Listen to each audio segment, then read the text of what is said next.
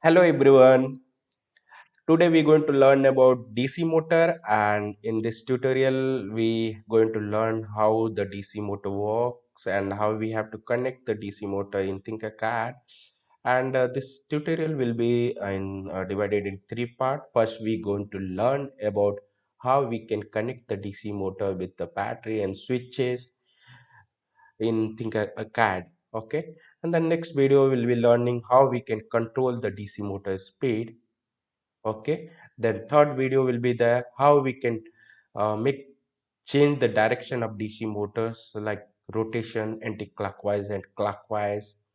So let's start with the first tutorial of this DC motor session. Okay, let's go and create a circuit here, and I have clicked it on circuit. Okay, and it's loading. Meanwhile, don't forget to like and subscribe my channel, and please support me. Please share my videos, and really it will be great helpful from you. Thank you so much. Okay, so we are at my workplace. You can see we are at our workplace in Tinkercad. So first I'm going to take our main component here, DC motor, and I'm dragging it to my work plane. Oh, good. So it is in my work plane now.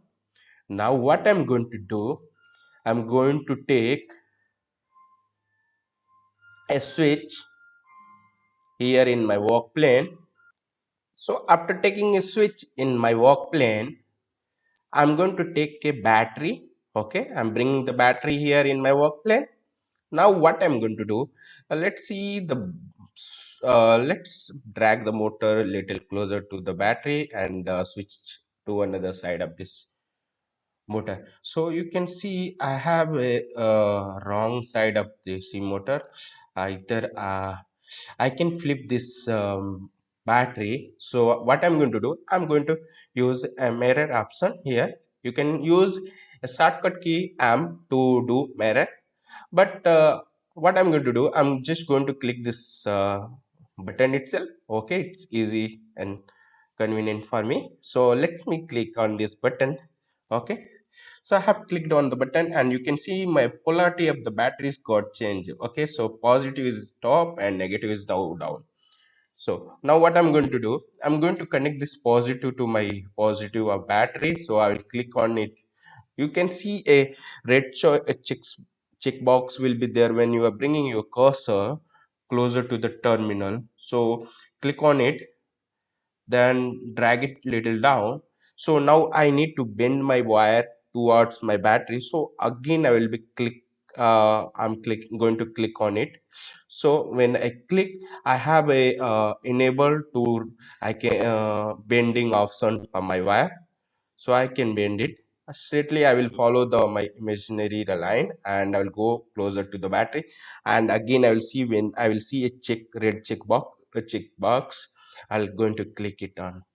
So you can see it's got connected. Now let the wire get selected and choose a color here from the color drawer, and I'm selecting a red color. Now what I'm going to do, I'm going to connect this switch to the DC motor negative terminal, so terminal 1. So I'm click same process I'm applying here also to bend wire and connect wire. Let's do it. Okay, now I will connect in the middle of this switch, and let's change this wire color to the black, and again from this terminal I'll connect to the battery. Let's connect to the battery. Okay, I have connected to the battery. Let's make it little straight, and I have done a connection with the DC motor and battery. Let's see that how it's going to work when I click start simulation. I'm going to click on the start simulations and see the magic. It's happened. It's working. It's rotating. Wow. Now let's see that when I'll uh, click on my slide switch, what is going to happen.